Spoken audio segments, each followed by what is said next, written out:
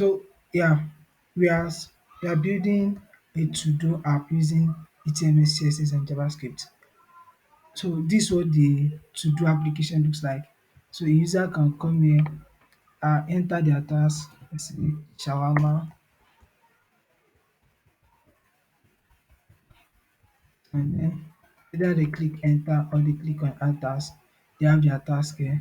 Let's say learn JS. And you can always press enter and add your task. So you can edit the task that you've added earlier. Save first and save. You can delete. And when you try to add the task with nothing, I mean with if you don't written enter and try to add the task, you have this error that you should please enter this task. And if you add a new task, yeah, then you build that. That's just simple stuff we are building. So let's get started right away. Yeah. So I have the ready code that I've written already, but I will be writing it from HTML, CSS, and JavaScript. So let's create index HTML. So I will use method abbreviation. Have the this is like the basis of HTML. You have to have this before you start anything. Let's edit our type to be TSK. That's the name of our app. So inside the body tag, that's where we write our HTML code, the structure of uh the application, right? So we have let's see, let's start with header. Yeah. So header we have the H2, we have TXT, just tasks. So it's very important to use tag like semantics. You know, H2 is like the header, the second header on the page. So it's very important. It is a thing that we can use p tag for also. We have to use H2 that will signify this is an header on the application. So the next thing we are trying to build is this. This is the header. We are trying to build this form and button. So I'll be using form. So why I'm using form is because we are submitting a particular data here. I can just use input and button, but I'll be using form because of semantics, because of people that are not having that are using only keyboard. They may not be able to see the screen. It's only their keyboard that will guide them. So if you are not using form, the accessibility, the computer accessibility helper won't know that this is a form that user is trying to submit. So we have our inputs inside. We have pipe text, text, and the value is is create a task. Yeah, and what else? Oh, input. Let's just to make it easy, I will copy a part of the code I'm writing and I'll explain it. So let's see, this is the input.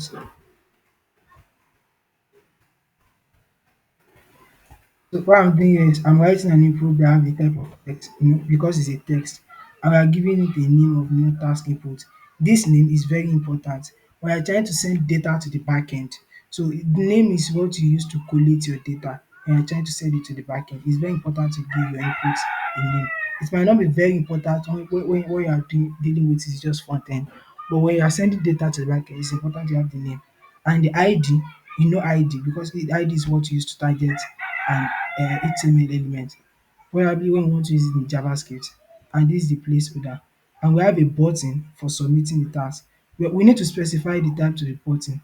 If we specify the type to the button to make it work with this form, and we specify the text inside the button. So let's open this with live server. So live server is an extension for uh for running your application. The normal way of doing this is for us to look for this project and look for the HTML and open it like this. But using live server, you can just open it from here and you'll be able to run the application here, and any changes you make will be showing on this browser immediately. So that's the so if we change this to you see immediately this one will change. So that will give us if we are opening the file by ourselves, we have to refresh every time. So but when we are using live server, we don't have to do that. Like if you don't have it installed, you can always come to extension here and look for live server. So to install it. So and you'll be able to use it. So let's add the ID to this also. ID. This ID is very important. We all know that we use ID to target elements, but we this particular ID we use it in our JavaScript to get all these elements. So we have our form, the header right now working. We have the header and we have the form for creating tasks and the button for creating a new task. So this is the header part. So let's get to the main body. So main means that this is the body of the application. So we can use div here and it will work the same way, but this using main is very important for accessibility. So we are using semantic, which is very important in HTML5. So we have to use main. So let me just come here and let me copy this error part also for the header part. So this is like the error text that will show. It has an ID of error text and the text is please enter a task. This will show when the user is having an error. So this like it. So we control it later so that it only shows when the user does not enter any text and try to add the task. So we do that with JavaScript. So right now we are just building the markup, right? So we have the main part. So let's copy the main part and I'll explain what each is doing. So we have a section inside the main tag. So section is another HTML semantic tag, so that we use to to divide our HTML. So when the people that are not using mouse, that are using just keyboard, they will be able to navigate easily uh through the different part of the website. So we have a section called task list. This is the section that we have our task. This is an H2 tag. So let this be H1 because we have to let everything be in hierarchy. The most important part of the web page will be H1 and the following most important will be the H2. In that way like that, the following most important will be H3 and then we go down like that. So instead of using p tag for everything, try to put your con ten t of the page in hierarchy. It helps with SEO too, and that's search engine optimization. You know that thing that allows your page to come first when someone search for maybe you are building the way we are building a to do app now, when someone is searching for to do app, SEO will make sure that we help our web page to come first so that the user searching for to do app will use our own application. So all these things are important for SEO. Don't let me go deep into that. So just put in mind that it is very important to use all these semantic tag rather than just using div and only p tag. So we have this div that is containing all the tasks. This is the header that tasks. So if you look at this now, we have task. So we have this part that is containing all the tasks. So this is like a single task. Let me uncomment it. We have a div which will give a class of task. Most of the time you see in most of code, people use both class and ID is used to tag an element, HTML element, but most time people use class for styling and use ID for targeting elements in JavaScript. But it's just choice, but that's what you see with most people. So these have a class of tag and we have the content which is this which inside this content we have an input with a value, a new task and is a read only. Why we are using input here is we want to be able to edit this input later on. So when I'm demoing the we are having edit here. So that's why we are using input so that the user can edit it. You can always use p tag but we want user to edit that particular task they have created. That's why we are using input. But by default we make it read only, it will not be editable. So but we later using JavaScript to make sure when the user click edit, the text become editable. So let's see how this looks like on the HTML page. So this is what it looks like. So this like the HTML structure of our page. We have the header, we have the form to submit a task, we have the error message that will show, we have the task part. This is what a new task look like, and the edit and delete button. Now let's style it to make it looks appealing. Like this is the HTML structure. Now we have to style it to make it look appealing. So let's create uh, a style.css. So the same way I did with the HTML part, I'll copy the CSS code and I'll explain. Let me first copy the variable parts. Uh, so in CSS, there's we have this thing where you specify color variables. It may not be only color, it might be other things. So the purpose of doing this is, you see, this our application. We have red there. We have like this color is the same with this color and the same with this color. Let's say you have a big application. When we have a design, we have a set of colors that design using. When a designer give you a Figma design, there will be a part where the designer will give you a design structure they call it. So you see the main color of the web page, the secondary color and the primary color. So instead of, if you it's such a way that every p tag in your web page, there will be like every small word in the application, it will have a specific color, and every big word it will have a specific color. Instead of you putting this specific color in every element that you are using, you can just specify it like this: dark, and you specify the color, and anywhere you want to give a text this dark color, you just be like variable and you specify the color that you want to give. So if because of any action they change the primary color of the website, what you have to do is just come here and change your own color. You don't have to go to all your CSS styles and change the color one by one. So when I use it, you understand it more. So this like the importance of this variable part. So it's very important in our CSS. So and we have the asterisk styling. This is This asterisk means that all elements in the HTML part. So this style that we put here will affect all the elements in the HTML. So we have like margin 0. By default, we want every element on the web page to have a margin of 0. So because we don't want any unnecessary margin. So we are setting the box sizing to border box. What this means is that uh, it will not calculate padding, and it will calculate padding with the width of the box. So you can definitely remove on border box, but what it does is that it's when the browser is calculating the width of a div or container, it's calculate the padding with it, which gives more um it makes our styling more easier. So it's very important that we set our border box to our box sizing to border box, and here we are setting the font family to outfit.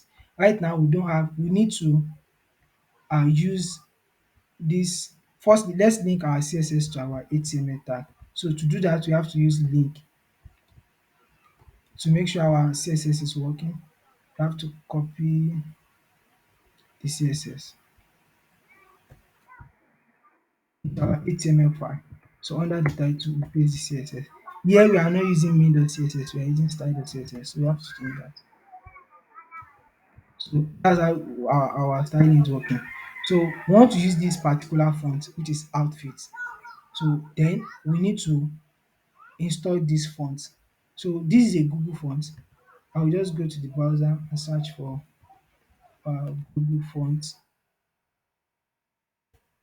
So you can see that there is this default uh, font that this is just using. So we need to use I want to use a specific font that will look like this. So I will search for outfit. Let me just, so that you can see how to search for font. Outfit. So when you have a design or you are just designing your be developing your own web page, you always want to use a specific font for your web page. So I've clicked on outfit regular font there, and I'll just copy this link here and paste it in my HTML page, HTML in the head tag. We can also use imports that we can use in our style tag in our CSS. So right now we are using the HTML part. So just paste it before it types inside the head tag. So now this we've bring in the font Google's APIs, this like the CDN link that will go to Google Fonts to fetch all the fonts and to fetch this particular font for us, so that we can use it. And right now we've specified it. We specified it this way: font family outfit. You see from this, they say you can CSS to specify families to use that particular font. So if we check our code there, you see that this font has changed to the same thing that is here. So that's how to just include fonts in your web page. So I'm not sure, are we still here? Okay, just to confirm. Yeah, cool. Yeah, thank you. Just want to be sure I'm not talking to myself. So we are now using font family. So you can use any other font that you want. You can just come, select a font. And if you want to use multiple fonts, just look for another font that you want to use. And let's see, you want to use, select the ones and then just click on it. It will, if you come to the link here, you have to, it will have mouse plus memoirs plus font family also. You can just copy the same link and use it. And when you want to specify the family, you can always use this one. In some with design, there might be multiple fonts that you have to use. So, but that's how to use Google Fonts in your web page. So this is what we have now. So let's continue the styling. Yeah. So I want to style the whole body. Style is for body. So body, when we are styling, there are multiple ways to style. You can just specify the element they are styling, which is just the body tag. You can specify the header too, header like this, and you style it. You can also use class name using dot. When you use dot, you can target the class name that you set. We are going to use the three. Also, we can use the ID using the hash. So using this, we can specify the ID. So for now, we are using just the body tag. So any style we write here will be on the body. So we are specifying the body to have a display of flex, and the flex should be the flex direction should be colon. So this means that all the elements in the web page will be aligned in a vertical column so that they will be on top of each other. And the minimum height of the body should be 100 view height. This means the body will be taking the whole page. The color of the text should be white and the background color should be variable dark. So we are using this color from the variable. So if in the future there is a recommendation to change the background of the page or something like that, we just come here to change it. Even if you are using this color in multiple places. So we just change it here and we don't have to worry about any other place that we use this color. So let's see the changes right there. So you see the background is working now. Yeah. So it's making sense little by little. Also we have the header style. Sorry, I don't have two screens. If I have two screens now, I'll just be like, I'll be looking the style from one side and just be writing it here. So that's how most YouTube video does, but I don't have two screens at the moment. So we are styling the header. So we are giving it a padding of 2 rem. This is the horizontal, this is the vertical and this is the horizontal, giving a padding of 2 rem and 1 rem. A maximum width of 800 pixels. Like the greatest width they can have is 800 pixels and the normal width should be 100%. The margin should be have zero padding, zero margin in the top and bottom. This like y x, while this should be automatic on the left and right side. Let's see how that looks. So this like putting it in the center of the web page. So this is, you see that the margin here is like, this is supposed to take the whole places right now. So the margin here is like automatic right now. So this is the for the header. So let's start the H1 inside header. So I have header H1. So we are specifying this what we are styling now, the H1 here. We are specifying the font size to be 2.5 rem. So you see that most of the time I'm using rem for padding, for size. We have rem, we have em, we have view height, we have pixels. So it is more advisable to use rem most of the time because the browser will calculate it by itself and it's more good for responsiveness. So to use rem than just using pixels. So the font weight is 300. We are setting the alignment to be center, the color to white, and the bottom margin to 1 rem.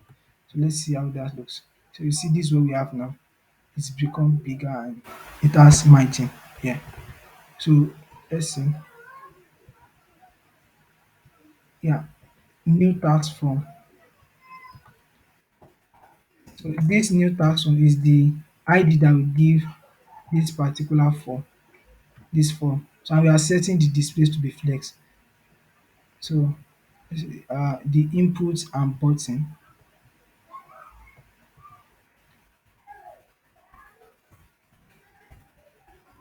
So we are setting the appearance to be none. This is allowing us to give it our own specific design. So when you set the appearance to be none, it will not be using this, you see, it won't be using that browser specific styling and it will use our own style. So that's the use of all this. We're setting the appearance to be none, the border to be none, the outside outline none, background none. This is not totally advisable unless you are sure that you will make it look like, you see that when we click on this, it has this browser um behaviour that when you click on it, it show text. So for styling, this is good, but for accessibility, this is not really good because when somebody is using keyboard, let's see, let's say I'm typing now. So when I'm not okay, this place, I have not put all this styling. Let me comment it out. See if I tab,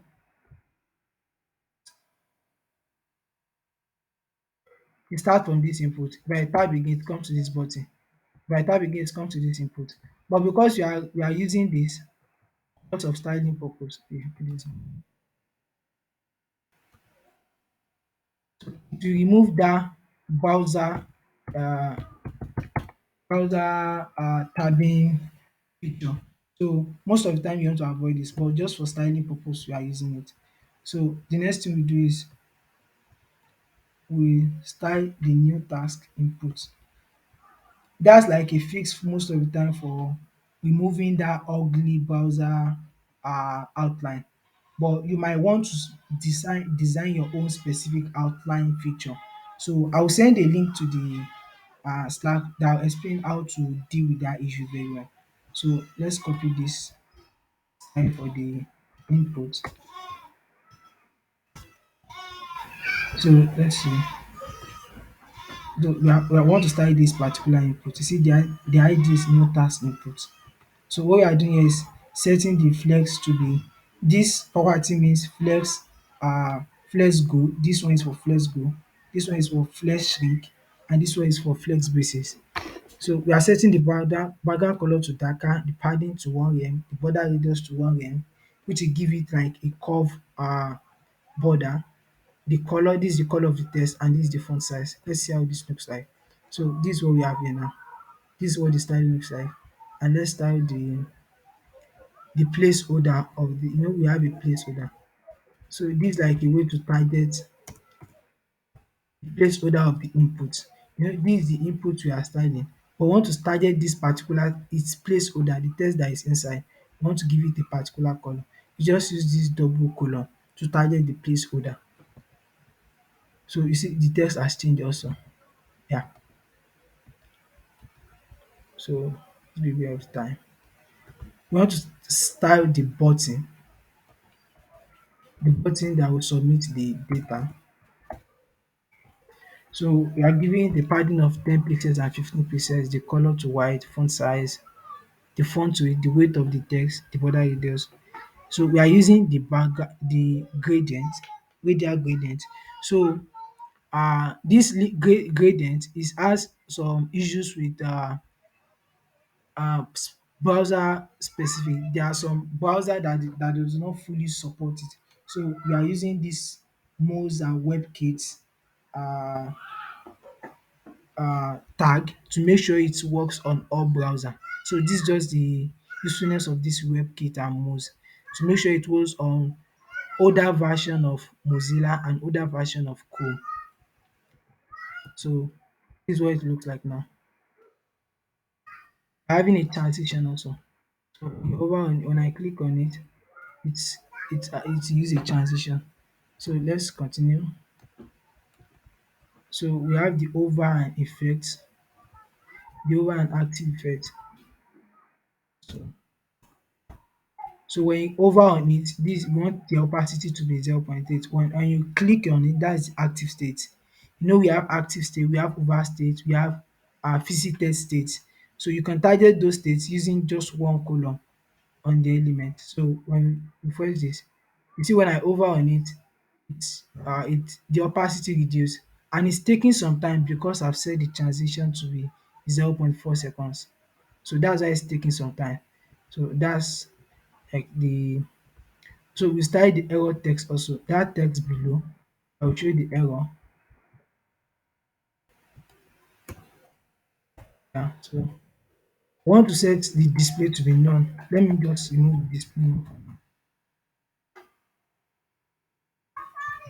So let's see, we want it to be red because it's an error, so it's red. So but for now we are setting it to display none because we don't want it to show by default. I think that works. So now the main tag, we are styling it also, giving it a flex 110%. This like if we want it to take the whole width and to take the remaining height from what we have on the remaining page. This is like what this does. We are setting the maximum width just like the one we set. We want it to have the same width with the top part. So and the margin to be 0 to for you to have equal margin on horizontal part. See it has come to this side also just like this part. Yeah. So let's continue styling. So the task list is what we are styling now. This part, uh, this this we are styling this section and the H2 inside of it. We set it to padding. We want it to have the padding of 1 all across top, bottom, right and left. We are giving it the padding because we are just setting one value. It will apply to the 4 sides. And we are styling the H2 inside of it, giving a font of 1.5 rem, the font weight, which will be light, the color, and the margin bottom. So it gives the margin bottom and set the color out. Then next style should be let's see. We are styling the individual div inside of the task list. This particular div, that's what we are styling now. Because it's using class name, that's why we are using dots. And it's a child of these tasks. I hope you understand that this task, this is the parent element and this is the child element. So that's why I just using space. The task, the parent element dash, this means this is the child inside of it that we are specifying using class name. So this particular style will only apply to a div that is having a class of task inside these tasks. If there is another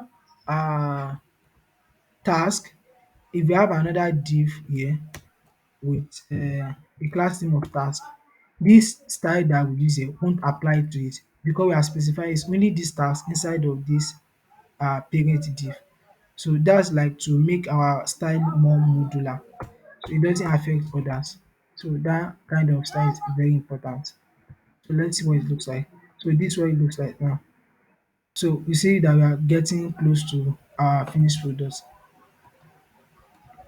So let's type the content and the text inside it.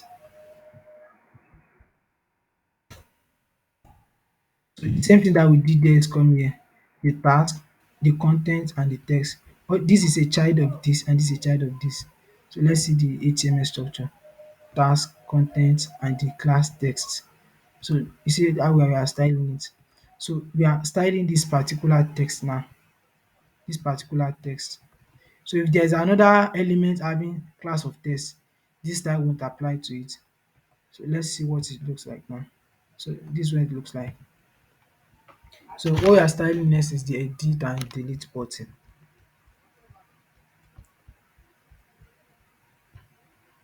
Yeah, not read only. So this particular style, what it's doing is it's applying to the text, but the one that is not read only, that doesn't have the attribute of read only, it will have a color of pink. You know that thing when we edit, this turns to pink because what we are doing underneath is setting it to removing the read only attribute. So when it's no more read only, it will have a text of pink to show us that we are editing that particular text. So this one we will not see the effect right now. So that's what this one is doing. You know, not is the not tag that is saying every text input that is having a class name of text, but it is not having an attribute of read only. So apply this style. I hope that is understood. So let's style the actions. So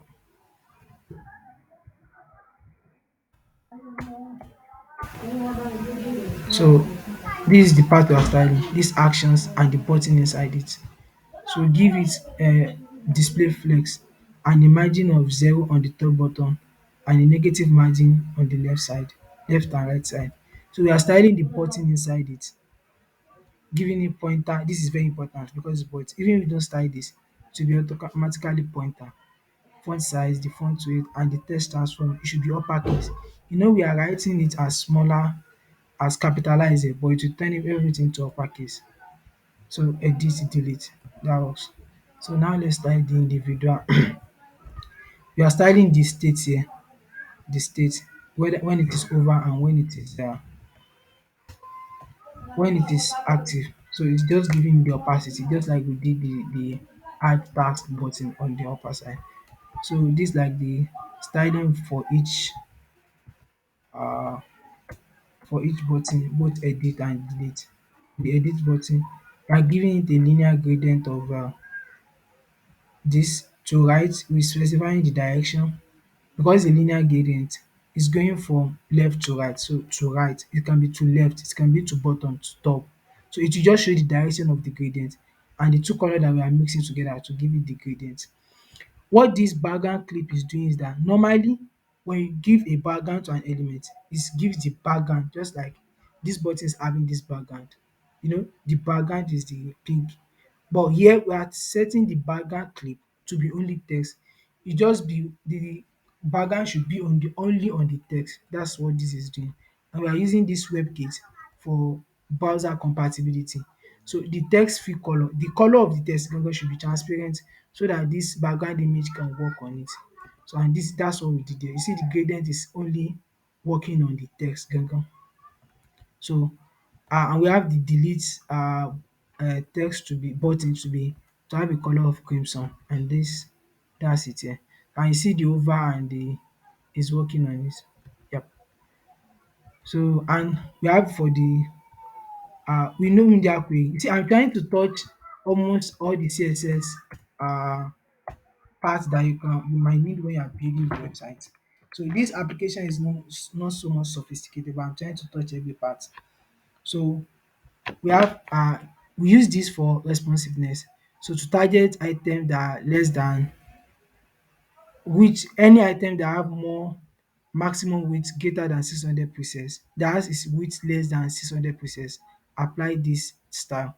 So this form is having a column, this task form, this part, this one will be turning to a column and we have 10 pixels and maximum width. Let's see how it looks on mobile.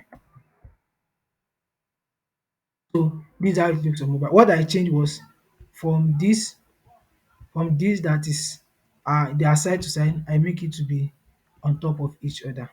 and I gave it a margin here, this place. So that to make it responsive. So, one of the your responsibility as a developer is to make your website responsive. So we have the styling now working.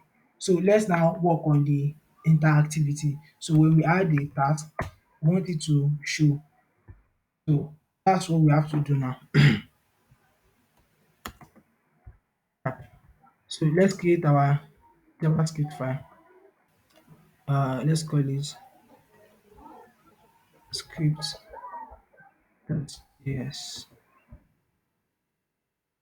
Yeah.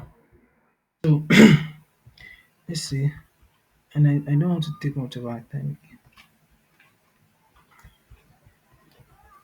So the first thing we do is to target elements in the HTML tag.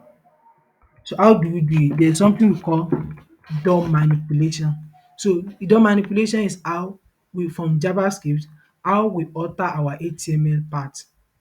So like I said earlier, we can target elements in the HTML using JavaScript.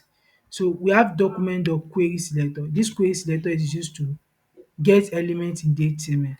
Remember the first thing we have to do is to target to put our JavaScript file uh inside the HTML element. So let's copy this. This script tag can always be put in, it can be in head tag and it can be below the body. So but it's always advisable to put it at the last as the last item in the body tag. Why? Because we want it to load HTML first, CSS follow, and then before loading the JavaScript file.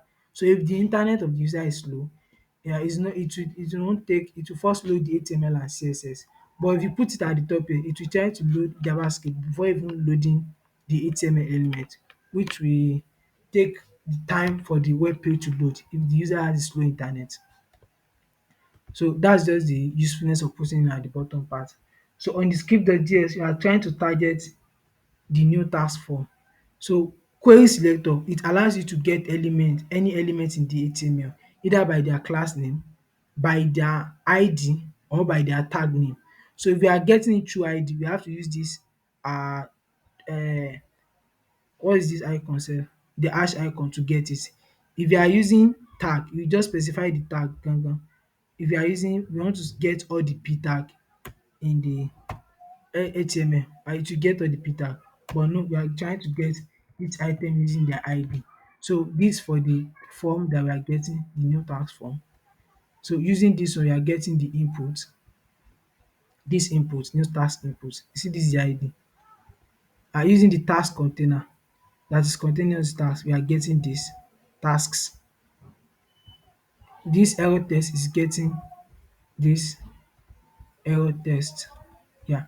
So if you try to console log this to see if it's working, so let's console log all these items: form, input, and error text. Let's see. Let's open up our console.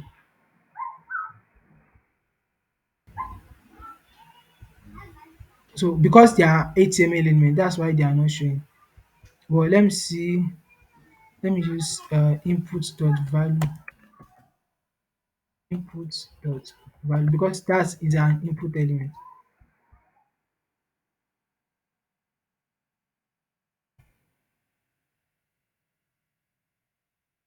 See this script is oh you see we have not included, we are still using main.js, script.js. That's why it's not working. Let's see. So you see there is we have the form, we have the input. That means that in our JavaScript file we now have access to this HTML elements. So just to show you how to get elements from the HTML page. So and it's very important for us for what we are trying to do here. So let's see. So we've get this form now, this particular form. We want to add an event listener. Add event listener. What this does is that we want to listen to the event on the form. So we want to lis ten to some event that happens to this form. So and what we are trying to target is the on submit. When the user submits the particular task here, we want to target it. So that's why you are going to use this let's say the submit. If you are targeting the click, we just use the click. So when the user click on the form, we do something. But right now we want to do something when the user submit it. That's why I'm having submit. And we are getting the e tag from it. So we just specify the function that we want to call. Let's say we want it to console.log, here is the form. So when we submit the form, it will console.log this. Let's see. We press enter. See, it say here is the form. So that means we are targeting this particular form. When it is submit, we are going to do something. So this is working now. So to you see when we submit this, there's this specific browser, it's reloading. So that's how HTML does by default. So to prevent that, we don't want that, we use e dot prevent default. So that will not happen again now when we submit the task. See, it's not happening again. So just to prevent, that's a bad user experience, but that's how it works default. So we prevent that. What we want to do now is when the user submit this, we want to get the task that the user is submitting, this particular text that the user write here. That's what we want to do, we want to get it. So how do we do it? We know this input, this one, this is the one that is the user is writing in. We want to get the value that the user submit there. So let's say we say console.log input value, like see this is the index.html, the task, the value that the user is entering is the one that is the value. So when we do this now,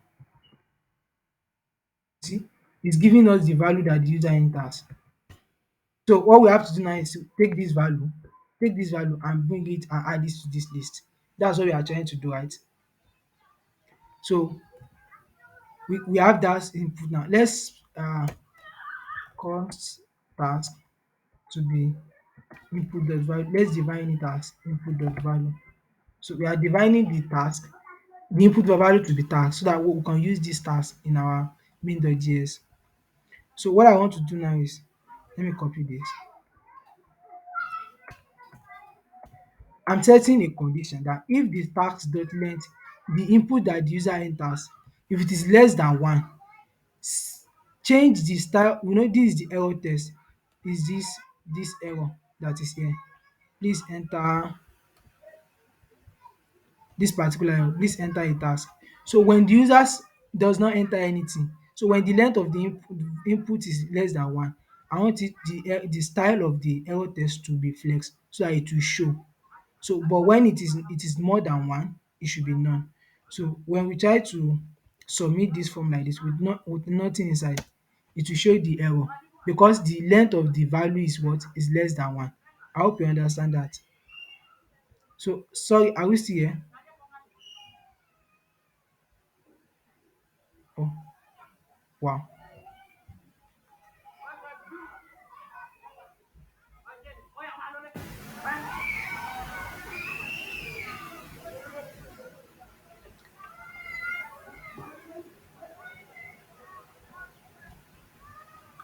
I'm sorry, I don't know if I'm cut off. Can you see it? Oh shit. Okay, so I'll just continue the class and release the recording. So that we specify the the style to none. So now we want to try to create, we're trying to create what we are doing now is when the user enters a new element, we want to create this. Right now we just comment out this task part, this particular each task, because we want to render as much of this task, we comment it out, but we want to create it from the JavaScript part. So using this task, we want to create each of these, each this uh this element, this that we are commenting on, we want to create it them. in the JavaScript file. So whenever user enters a value, we create these divs. So how we do it is this: we create a task div, we use document.create, we use this um let's say we want to create. So when this we check this value and um there is the user has entered something, we now say const task div. The container we want to create this div, document.create dot create element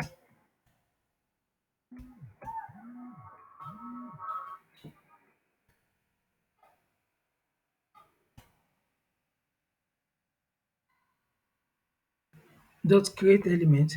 So I created a function, a helper function. So let me just explain what I'm trying to do here. I'll create dot create element as div because I'm trying to create this particular container. It's a div container. I'll create it, then give it a class name as task div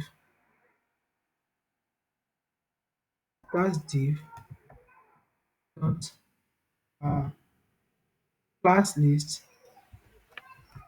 I'm trying to give it a class name dot add. We now add the task list here, which is the task. So we are trying to add the task. So this is so we create an element, we create this particular div. So when the user enters a new element, we try to create this particular div. So that the div, then we create other con ten t inside this also. We just want to create this div inside there. So to make sure that it shows on the page. So we do that. Let's do the one for con ten t also. We say const task test, the test inside it, task test. I'm trying to use a variable that is easy to name. Create, we use create element because it's also a div. It's also a div voice. So div, but this time by giving it a class name of content. Dot class list dot add content. So, but you notice that we are repeating, we are doing literally doing the same thing. We are creating elements and we are adding tasks. So why don't we create a function that will just pass in the element that we are trying to create and the class name we are trying to give it. So that's why I created this helper function, const create element with class. So this function will just help us do that.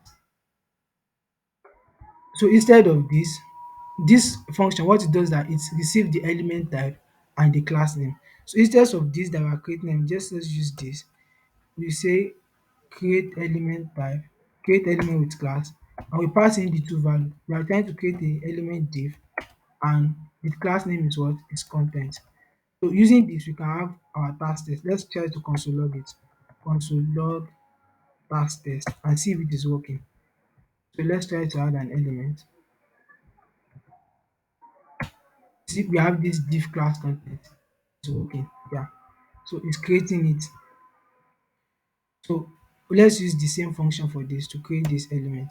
So what this does is collects the element name, it uses the document.create element to create the element type, and it add the class name that will pass to it.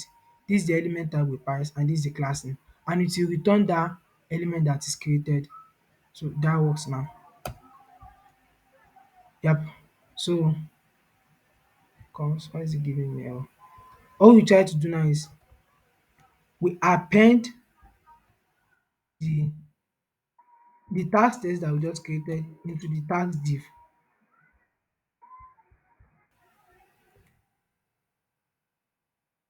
Okay, you want to create this also.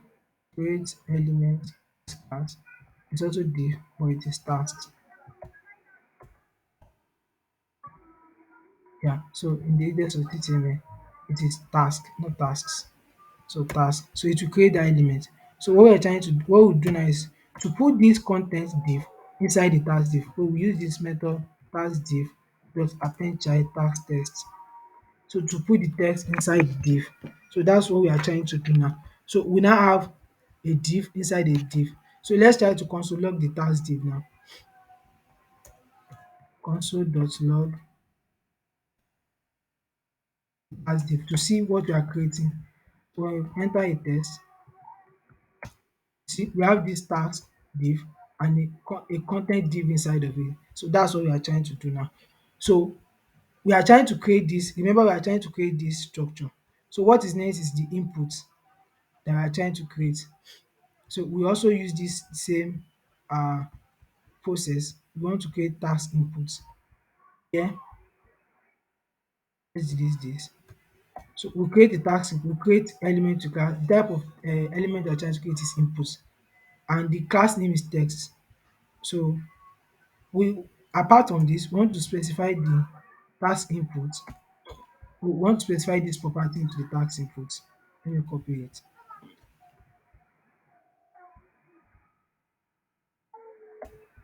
The type of the task input is we are specifying it to be text. You know, it's an input. We need to specify the type to the text, and the value of the input should be the task that the user entered there.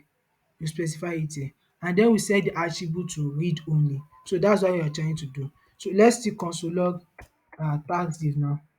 Console.log task div. We've not, what we need to do now is to put uh, this task input inside of our task div. You know, in this HTML structure, this input is inside this content. So we now say task div, task text. Let me see. Let's copy it. Task text dot append child task input. That's what we are trying to do now. We are putting this input that we just created inside of the task text. So let's try to console our task div now to see where we are. So let's input text. So see this task div now. We now have a div of task, a content with an input inside it. You see that we are getting close to this structure now. What we have now is the div, the actions part. So we need to create the actions part also. We need to create a div. Let's create this div also. So you know, we go to the element. Let's say task actions is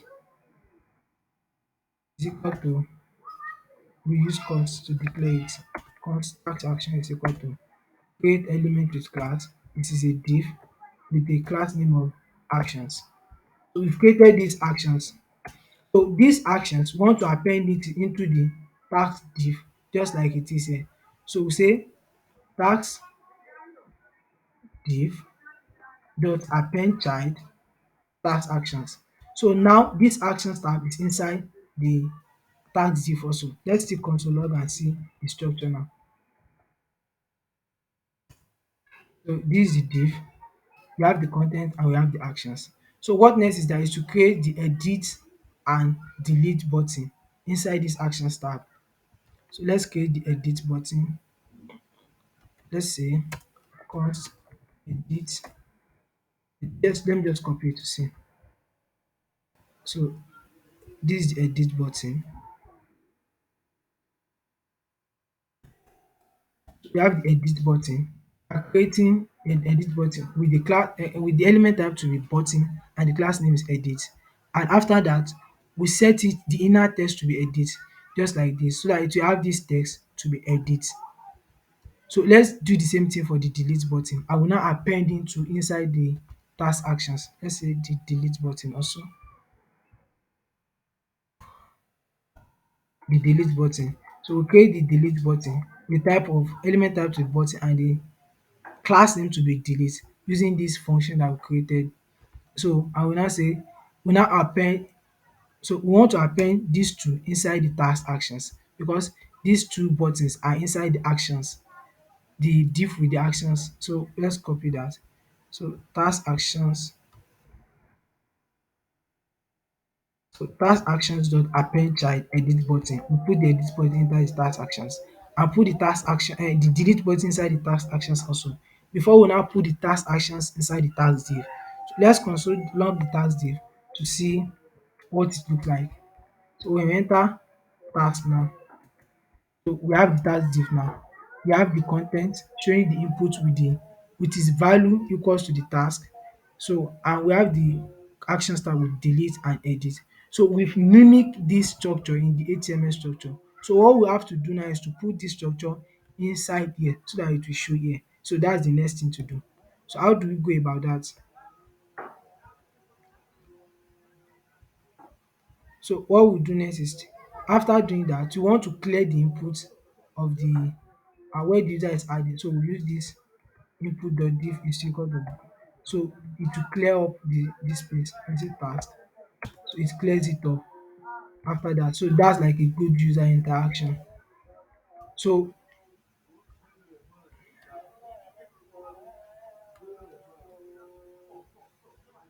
so for it for this structure now to show for this to show inside there, we have to put this whole thing inside inside this div, inside the task divs. So that's where we come to that task div is the task container. We copy it. So task container dot append child, I will now have that task div inside of it. So we are importing the structure that we created there that is similar to this. We now put it inside of the div here. So it will show now as a task. So you see that it is showing. We have the task, this is the structure now, and this structure is now showing in this task div. So when we create the task now, it's always show. Let's create another one. It's showing. So and when we try to create this is the enter new task.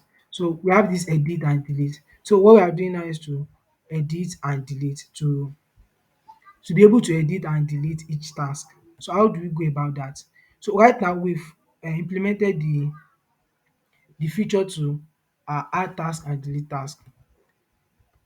So what we now do next is to implement the edit.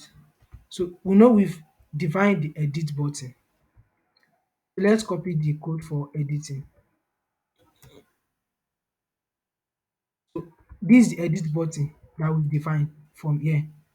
So we want to add an event listener to that's the click event listener. Like I said earlier, event listener is it allows us to target the action that are being carried out on the element. So we use this e tag. This is how to write the function. This is the function that we want to execute when the user click on the edit button. So we are trying to check for the value. If the edit button, the inner text is edit. So the inner text that we set here, if it is edit, is equals to edit. We want to change it to save. So when the user click on this icon and it is edit, it met edit there. So we want it to change it to save and remove the attribute of the read only so that the input will be editable and now focus on the input. So let's do that. Let's try that. So what this is doing is that it's trying to change that edit button from edit. When you click on it and it is edit, it will change it to save and it remove the read only property from the input so that that input will be editable and it will focus on the element. But if the it is now if it is not edit that is there, if it is save, it will change it to edit and set the attribute to read only. This is what I mean. When I create task now, so when I click on this edit, because it's edit right now, it will follow this function. It will change it to save. Change it to save. But it's also change the read only, it remove the attribute of the read only. So when it remove the attribute of the read only, the input will become editable and it will take this style that we define here in the style.css, this particular style. Where is it? This particular style, the color of pink, and it will focus on that input. So when we click on this, we can edit it. So the second part of the function is else if it is not edit, it will not when we click on it, we change it back to edit and set it to read only back. We click on save now, it change it back from read only, it add back to the read only attribute and the input will not become non-editable again. So that is what this function is doing. I hope you understand that. So we have the delete button also. Delete button, this how this works. we listen to the event here. When the user click on the delete button, we want the task container to remove this specific task div from the list of the task container. Task container is the one containing everything here. This particular task is the task container that we targeted from the top here. So we want to remove this child, this particular child that we are on at the moment. This the particular delete button is on a particular child element. So it will remove the child. This remove child is a function in JavaScript to remove a child out of the parent. So let's see how that works. When we create task, so this delete button is under this particular child. So when you click on delete, it will remove it from the list. So that's what this function is doing. So right now we are done with the functionalities of this application. So to summarize what we've done here, when the user click a submit on the form, we prevent the default application of refreshing, then we get the task input, then we check the task length. If it is less than one, we return an error on the page that there is you've not entered anything. So but if not, we remove the error. Then we go on. If there is error now, we return it. This will stop the function from running. But if it is not, it will continue running. So we try to, in all this process, we try to create this HTML structure that we did earlier, so that we can have this HTML structure to create each task inside this function. So I will create an edit button and delete button, and after creating that, it will show on the web page. Then we can add the event listener, and we can add the edit function to edit it, and the delete function to delete it. So that's like the workflow of the application. So just like that, you can add application, eat shawarma, just like we did earlier. By clicking enter, you can have another task. Let's say another task, you can have another task, and you can always edit them, bread, save it, and you can always delete. So that's the workflow of the application. So this particular code will be on the GitHub, where you can have access to it to when you want to code along, or you want to just have the access to the code. So I'll be stopping the recording now.